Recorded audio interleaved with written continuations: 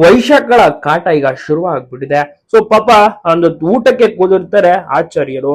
ಈಗ ವೈಶಾಖ ಬಂದು ಯಾಕೆ ಮಗು ಊಟ ಮಾಡ್ತಾ ಇದ್ದೀರಾ, ನೀವು ಅರ್ಕೆನ ಹೊತ್ತಿದ್ದೀರಾ, ಮರ್ತೋಗ್ಬಿಟ್ರೆ ಯಾಕೆ ಮರ್ತೋದ್ರಿ?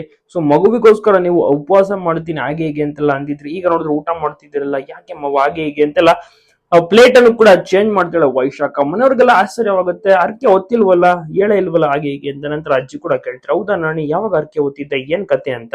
ಆಚಾರ್ಯರು ಕಂಪ್ಲೀಟ್ ಆಗಿ ಅವರು ಕೂಡ ಆಶ್ಚರ್ಯ ಪಟ್ಕೊಂಡ್ಬಿಡ್ತಾರೆ, ಯಾವ ರೀತಿ ನಾಟಕವನ್ನ ಮಾಡ್ತಾ ಇದ್ದಾಳೆ ಈ ವೈಶಾಖ ಅಂತ.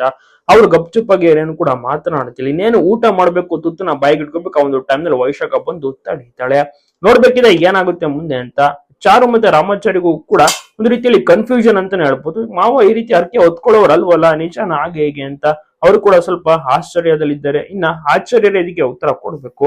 ಆ ಸತ್ಯಭಾಮ ಮೇಲೆ ಆಣೆ ಅಂತ ಹೇಳಕ್ ಹೋಗ್ಬಿಡ್ತಾಳೆ ವೈಶಾಖ. ನಂತರ ಸತ್ಯಭಾಮ ನನ್ನ ಆಣೆ ಅಂತ ಕೂಡ ಹೇಳ್ತಾಳೆ. ಸೊ ಅದು ಕಂಪ್ಲೀಟ್ ಆಗಿ ಬ್ಲಾಕ್ ಮೇಲ್ ಮಾಡ್ತಿರೋದು, ಈ ರೀತಿಯಲ್ಲಿ ಆಟ ಆಡಿಸ್ತಿದ್ದಾಳೆ ವೈಶಾಖ. ನೋಡ್ತಾ ಇರ್ಬೋದು. ನಿಜಕ್ಕೂ ಕೂಡ ಅಭಿಮಾನಿಗಳಿಗಂತೂ ತುಂಬಾ ಅಂದ್ರೆ ತುಂಬಾನೇ ಕೋಪ ಬರ್ತಾ ಇದೆ ವೈಶಾಖ ಮೇಲೆ. ಯಾಕಂದ್ರೆ ಇಷ್ಟೊಂದೆಲ್ಲ ಓವರ್ ಆಗಿ ಆಡ್ತಾ ಇದ್ದಾಳೆ ವೈಶಾಖ. ನೋಡಿ ಯಾವ ತರ ನಾಟಕ ಮಾಡ್ತಾಳೆ, ಸುಳ್ಳನ್ನ ಹೇಳ್ತಿದ್ದಾಳೆ. ಮಗು ಇಲ್ಲದೆ ಇದ್ರು ಕೂಡ ಈ ರೀತಿ ಒಂದು ಮಾವನನ್ನ ಊಟ ಮಾಡಕ್ಕೂ ಕೂಡ ಬಿಡ್ತಿಲ್ಲ. ಕೈಗೆ ಒಂದು ತುತ್ತು ಹೋಗ್ಬೇಕಾಗಿತ್ತು, ಅಷ್ಟರಲ್ಲೇ ಬಂದು ತಡೀತಾಳೆ. ನಿಜಕ್ಕೂ ಕೂಡ ಎಷ್ಟು ಕೆಟ್ಟವಳಲ್ವಾ ವೈಶಾಖ. ಇದ್ರ ಬಗ್ಗೆ ನೀವೇನಂತೀರಾ? ತಪ್ಪದೆ ನಮ್ಮ ಒಂದು ಅನಿಸಿಕೆ ಅಭಿಪ್ರಾಯವನ್ನ ಕಮೆಂಟ್ ಮಾಡೋದನ್ನ ಮರಿಬೇಡಿ. ಎಲ್ಲ ಕಡೆ ವಿಡಿಯೋನ ಶೇರ್ ಮಾಡಿ.